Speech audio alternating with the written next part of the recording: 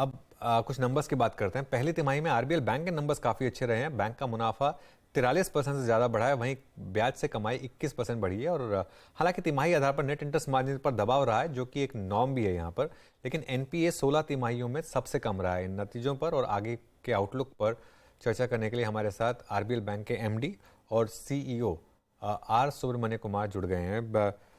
Subramanya Kumar sir, good morning, thank you so much आज हमारे साथ जुड़ने के लिए।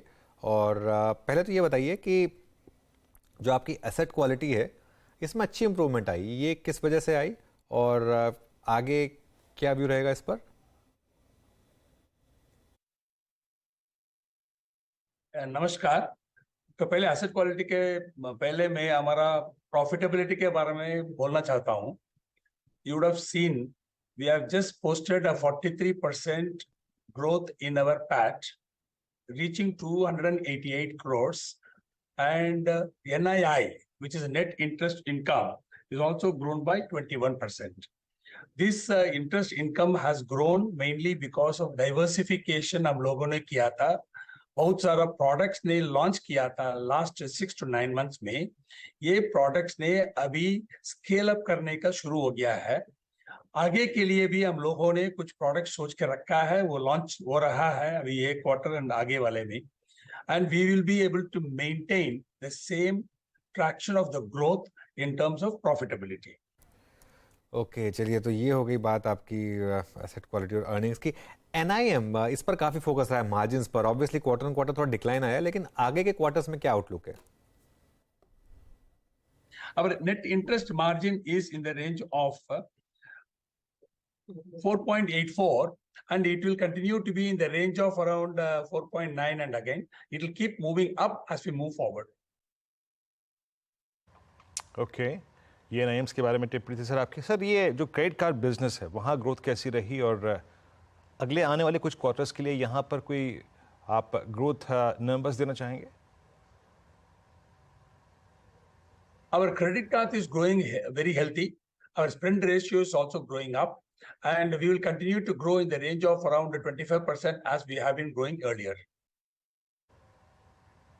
ओके, अच्छा सर, ये जो आरबीआई नॉमिनी डायरेक्टर है सर, उनके कंटिन्यू करने के या फिर ना कंटिन्यू के परिप्रेक्ष्य में, कंटिन्यू करने के परिप्रेक्ष्य में आरबीआई से आपको कोई सूचना या फिर कोई अब तक इंफॉर्मेशन मिली है? इस बारे में कुछ टिप्पणी करेंगे आप?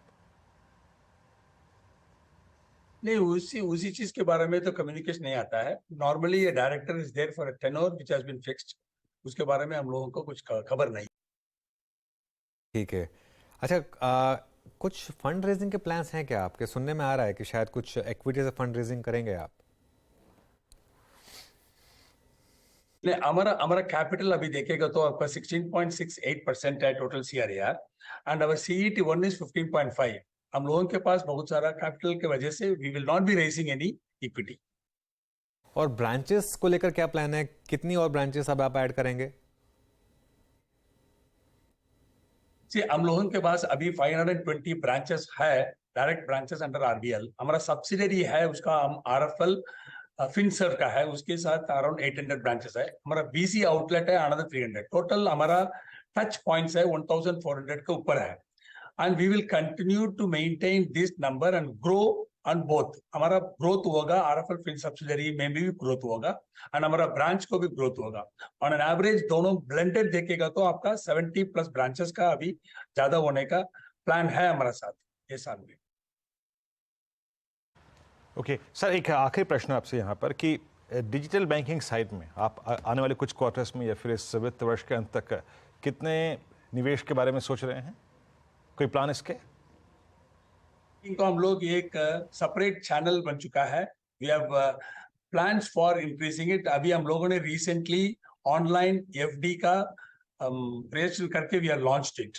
Now we have savings fund online digital channel में है, and we have current account अभी आने वाला है। एफडी तो आ चुका, इट हैज स्टार्टेड। हमारे पास अबैकस करके एक, it is similar to that onboarding of the customer from any location across the country. अभी launch हो गया है। If you look at that, number of customer getting added through this digital channel is increasing month on month. Okay sir, बहुत बहुत शुक्रिया आप इस कार्यक्रम में शामिल हुए क्वार्टरली नंबर्स पे और फ्यूचर आउटलुक आपने हमारे साथ शेयर किया। बहुत बहुत शुक्रिया sir and best of luck for next quarter.